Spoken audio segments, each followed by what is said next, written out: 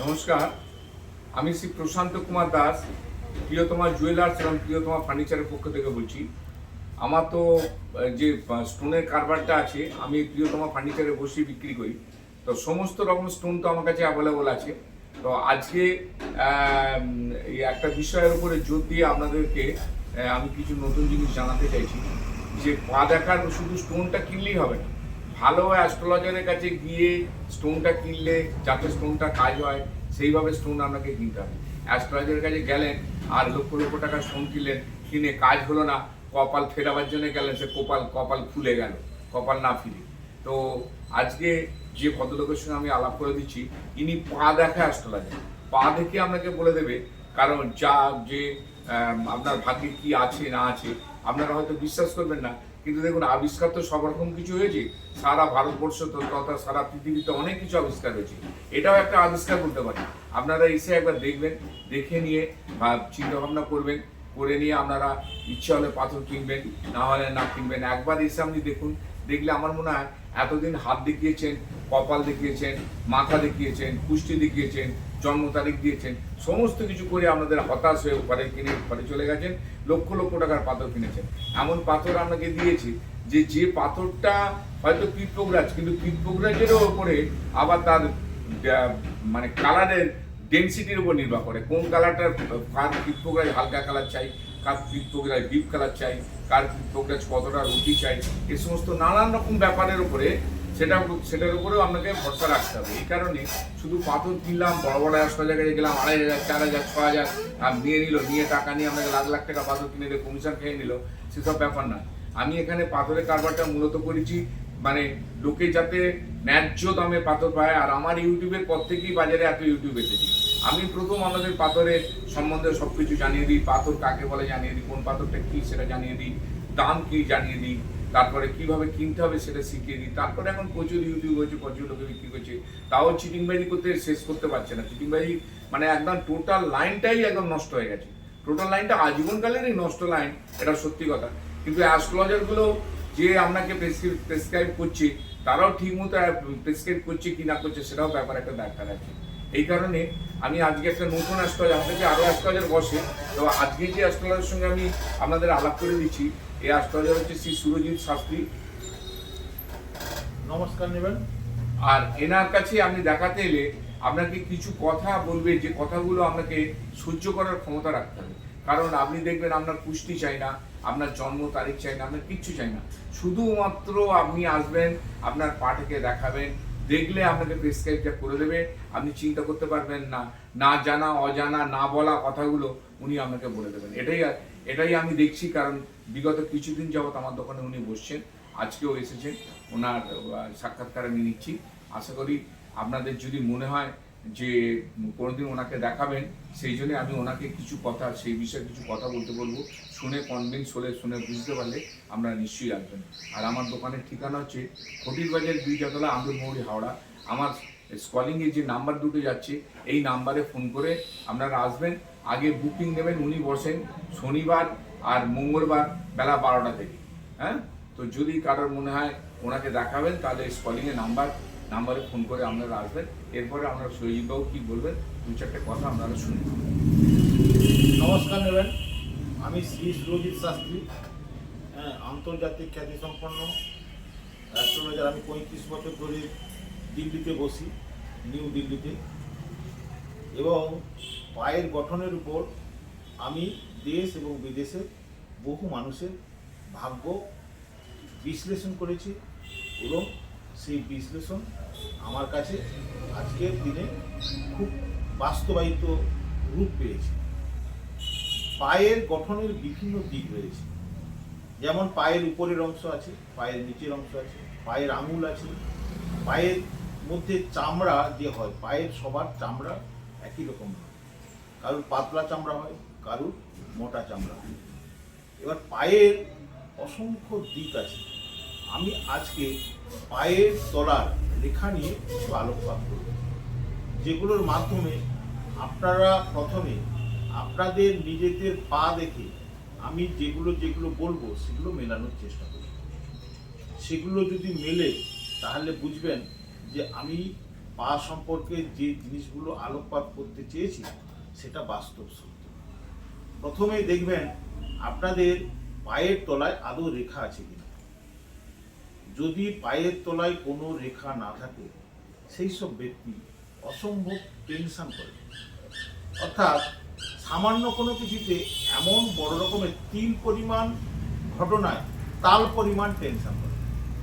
আবার দেখবেন যাদের পায়ের তলায় অনেকগুলো ত্রিভুজ চিহ্ন আছে, অর্থাৎ একাধিক, একের অধিক মানে দুটো হতে পারে, 5টা হতে পারে, 10টা হতে পারে, যে কোনো জায়গায় হতে পারে পায়ে, তারা প্রচণ্ড রাশভারী লোক হয় এবং তারা যে কোনো রকম পরিস্থিতিতে টেনশনের পরিবর্তে তারা বুদ্ধি ধরে কিভাবে এই প্রবলেমটাকে সলভ করা যাবে এবং যে কোনো মানুষকে বধ করার জন্য বিভিন্ন রকম বুদ্ধি তাদের মধ্যে উদ্ভাবিত।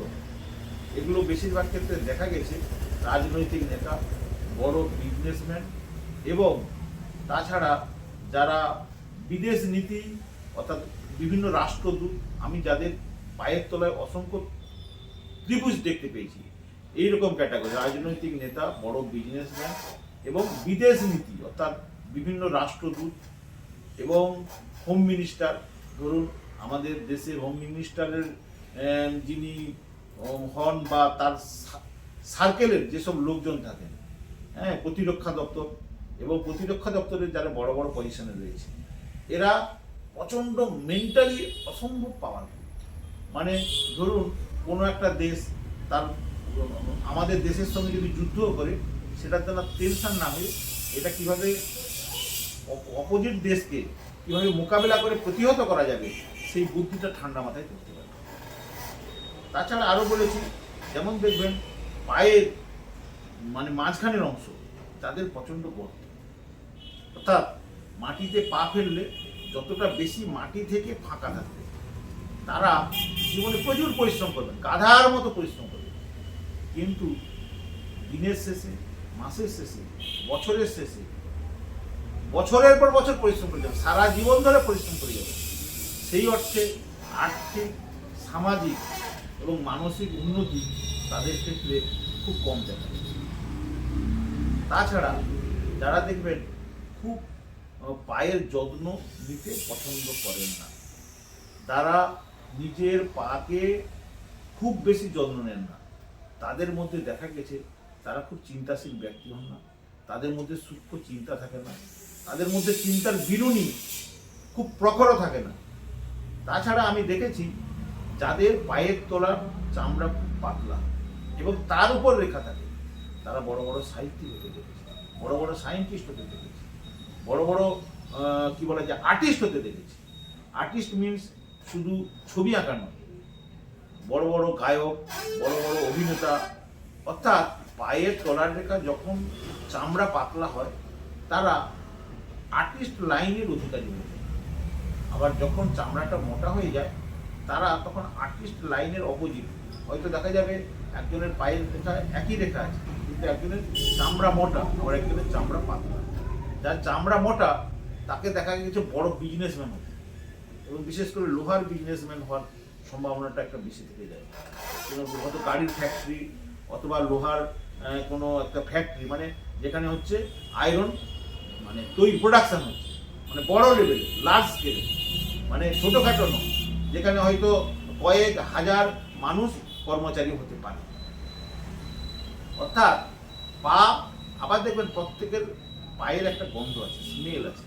যেমন কারোর সুগন্ধ হয়, কারোর দুর্গন্ধ হয়। পৃথিবীতে যত রকমের পা আছে তত রকমের গন্ধ হয়, কিন্তু দেখবেন যাদের পায়ে দুর্গন্ধ, সে মোজা পরলেও হতে পারে, বা এমনিও হতে পারে, বা এমনি নর্মাল জুতো পরলেও হতে পারে, যতক্ষণ পায়ে দুর্গন্ধ থাকবে আপনাকে একদম খুব ডেফিনেটলি 100% আপনাকে খুব নিশ্চয়তার সঙ্গে আমি বলতে পারি, ততক্ষণ আপনার ছায়া সঙ্গী হলো আপনার দুঃসঙ্গী। এটা আমি কিন্তু বারে বারে বিভিন্নভাবে পরীক্ষা করে এই জায়গাটা প্রমাণিত হয়েছে। আমার এই দীর্ঘ 35 বছরের এই অ্যাস্ট্রোলজিক্যাল প্র্যাকটিস এবং এটা নিয়ে গবেষণার যে অবসরে, এটা আমি পেয়েছি। তাছাড়া দেখা গেছে যে সকল মেয়েদের মানে একদম পায়ের ছোট আঙুলটা অর্থাৎ কোড়ে আঙুল যেটা বলি, যদি মাটিতে না স্পর্শ করে, এরা ভ্রষ্টাচারী। পা, আঙুল, পায়ের গঠন অনেকের চৌকাকার হয়, কারোর অনেকের আবার মানে কি বলা যায় আয়তক্ষেত্রের মতো হয়, আবার কারোর দেখবেন বুড়ো আঙুলটা থেকে যে 4টে আঙুল আস্তে আস্তে আছে খুব ছোট ছোট ছোট ছোট হয়ে চলে যাচ্ছে। অর্থাৎ এরা খুব সেলফিশ হয়। আর একটা দেখবেন পায়ের তলায় যত একাধিক লম্বা লম্বা রেখা থাকে, অর্থাৎ বুড়ো আঙুল থেকে পায়ের গোড়ালি অবধি যতটা সম্ভব বড় হয়। যদি একাধিক, যদি 3টে থাকে, তারা যে ফ্যামিলিতে জন্মগ্রহণ করুক তাদেরকে 10-এর একজন সে হতে পারে। এবং তার মাঝখানে যদি বৃত্তাকার চিহ্ন থাকে, পদ্মফুল চিহ্ন থাকে, মৎস্য চিহ্ন থাকে, হাতি চিহ্ন থাকে, ঘোড়া চিহ্ন থাকে, চেয়ার চিহ্ন থাকে, এবং যদি স্টার চিহ্ন থাকে, যদি কারোর পায়ের তলায় 2টো পায়ে স্টার চিহ্ন থাকে, সে যে কোনো একটা ব্যাপার নেই কি নিয়ে হবে, অন্যান্য আরো পায়ের গঠন দেখতে হবে, সারা পৃথিবী তাকে চিনবে এবং সেটা তার মৃত্যুর পরেও পৃথিবীতে সে অমর হয়ে থাকে।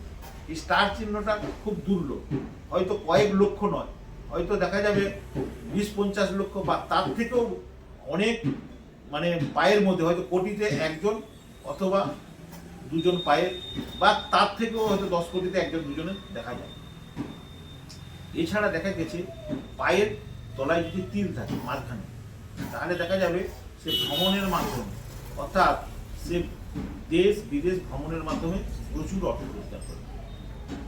এবং বুড়ো আঙুলের দুপাশে যদি 2টো তিল থাকে, তাহলে সে কনসালটেন্সিতে বিশ্ব ভ্রমণ করতে পারে।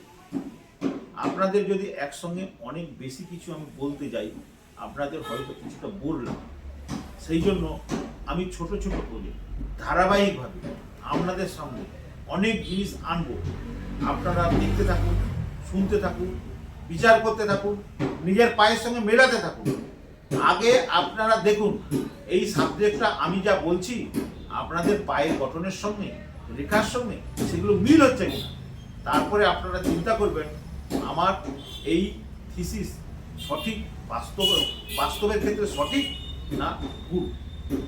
এবং আগে আপনারা দেখে বিশ্বাস অর্জন করবেন, তারপর আপনারা এখানে আমার কাছে আসার জন্য ডিসিশন নেবেন। অর্থাৎ আপনাদের আমি বলছি এই যে আমাদের যে পর যে জিনিসগুলো আমি পায়ের ব্যাপারে বলতে থাকি দিনের পর দিন, আপনারা সেগুলো ধারাবাহিকভাবে দেখুন এবং আপনাদের মতামত জানান। এবং আপনারা এই সম্পর্কে আপনাদের কি আইডিয়া হচ্ছে বা কি জিনিসটা শুনতে চান, সেগুলো যদি আপনাদের মতামত জানান, আমি আবার সেই বিষয়ে আলোকপাত করার চেষ্টা করব। এই পর্যন্ত আজকে থাকলো, এর পরবর্তী পর্যায়ে আপনাদের আরো কিছু দাম। মাত্র 553 টাকার বিনিময়ে উনি একজনকার পা দেখেন। আপনারা এসে একবার দেখতে পারেন। এত টাকা এতদিকে নষ্ট করেছেন, খরচা করেছেন, বহু জ্যোতিষীর কাছে গেছেন, একবার আসুন না, যে নতুন কিছু জানার জন্য, নতুন কিছু বোঝার জন্য দেখুন না, একজনকে আপনারাও পরীক্ষা করে দেখুন না যে হ্যাঁ পা দেখে কিছু বলা যায় কিনা। হয়তোবা দেখা যাবে যে আপনি যে সমস্ত স্টোনগুলো করেছেন বহু টাকা খরচা করে, সবগুলো করার দরকার নেই, তা থেকে হয়তো একটা কমে যেতে পারে, কি একটা অন্য চেঞ্জ করে অন্য কিছু নিতে হতে পারে, সেটারও ব্যাপার যেমন আছে।